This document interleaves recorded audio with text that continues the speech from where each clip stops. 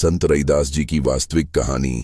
संत रैदास जी का जन्म 15वीं शताब्दी में काशी, उत्तर प्रदेश के पास हुआ था। उनका जन्म एक ऐसे परिवार में हुआ था जो उस समय के समाज में निम्न जाति का माना जाता था। चर्मकार या जूता कारीगर।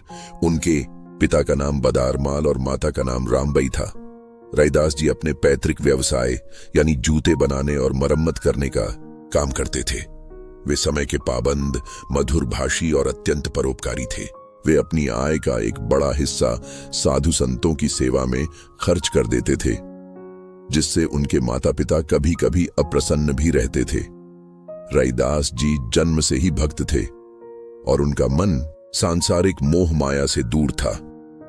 उन्हें भक्ति का सही मार्ग कबीर परमेश्वर, उनके आध्यात्मिक गुरु और स्वामी रामानंद जी से दीक्षा लेने के बाद मिला। उन्होंने ज्ञान, भक्ति और समता के मूल सिद्धांतों का उपदेश दिया। उन्होंने अपने जीवन काल में जातिवाद का कड़ा विरोध किया। वे सभी मनुष्यों को एक समान मानते थे। उनकी भक्ति में जात पात, ऊंच नीच के लिए कोई स्थान नहीं था। मन चंगा तो कठौती में गंगा का प्रसंग उनकी कहानियों में सबसे प्रसिद्ध प्रसंग है। मन चंगा तो कठौती में गंगा। माना जाता है कि रैदास जी एक बार जूते बनाने का काम कर रहे थे। उसी रास्ते से एक ब्राह्मण गंगा स्नान के लिए जा रहा था। ब्राह्मण ने रैदास जी से भी गंगा स्नान के लिए चलने को कहा।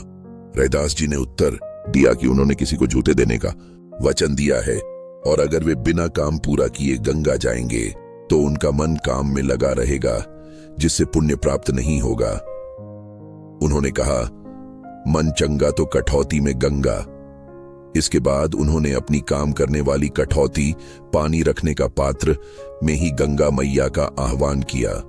कहते हैं कि गंगा मैया ने कठौती में प्रकट होकर उन्हें दर्शन दिया और उन्हें एक कंगन भेंट किया। यही कंगन बाद में एक लालची ब्राह्मण की बुद्धि को ठीक करने और रैदास जी की महानता को सिद्ध करने का माध्यम बना। जब राजा ने उस ब्राह्मण से कंगन की जोड़ी मांगी, संत रैदास जी ने सदाचार, परोपकार, विनम्रता और सद्व्यवहार का पालन करने पर बल दिया।